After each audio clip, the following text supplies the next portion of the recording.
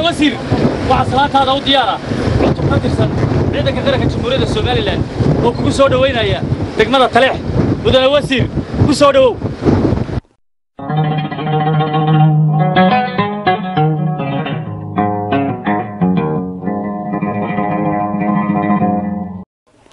uqaasha waxgaradka culimaa udiinka iyo dhalinyarada degmada taleex ayaa si weyn ugu soo dhaweeyay guud ahaanba waftigan ballaaran ee ka socday xukuumadda jamhuuriyadda Soomaaliland ee markii ugu horeysay soo caga dhigtay magaalada taleex waftigan oo uu hogaaminayay wasiirka wasaaradda madaxtooyada ee jamhuuriyadda Soomaaliland mudane xirsi cali xaaji xasan waxa kamid ahaa wasiirka wasaaradda arrimaha gudaha علي محمد ورن عدي وزير وزارة النبضين تأيي هرمرين تقبلة برية الصوماليلان علي محمود أحمد علي سندولي وزير كبيها الصوماليلان حسين أحمد عبد الله تاليا شاعد مدى بوليس كايا أسلوبتا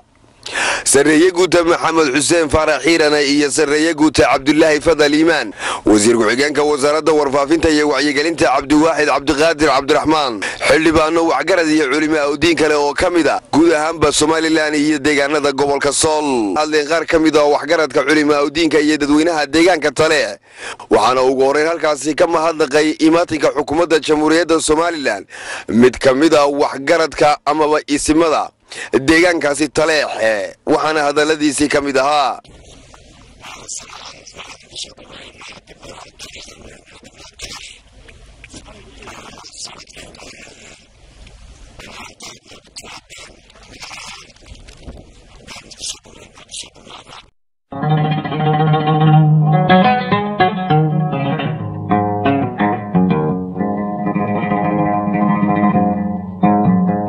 وزير علي محمد ورن عدي وزير كأريمها جودها إيه الصوماليلان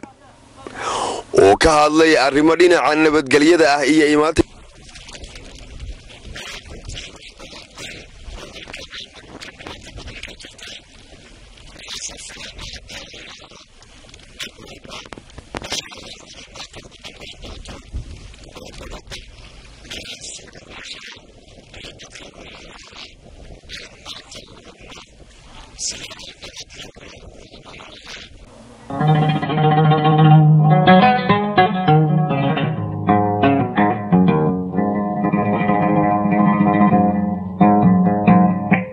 وزير مدحتويدا ee Soomaaliland xirsi cali xaaji xasan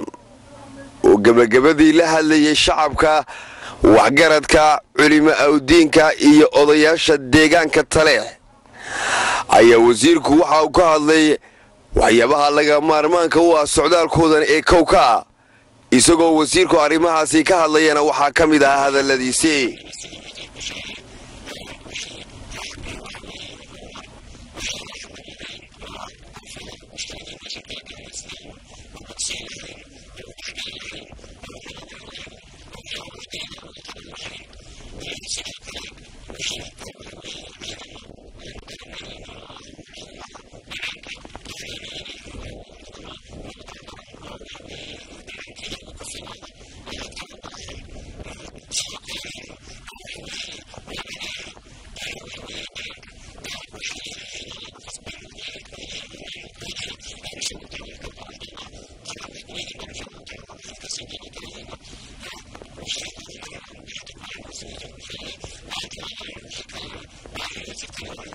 عبد العزيز محمد ميرحي عبد الله علي صودي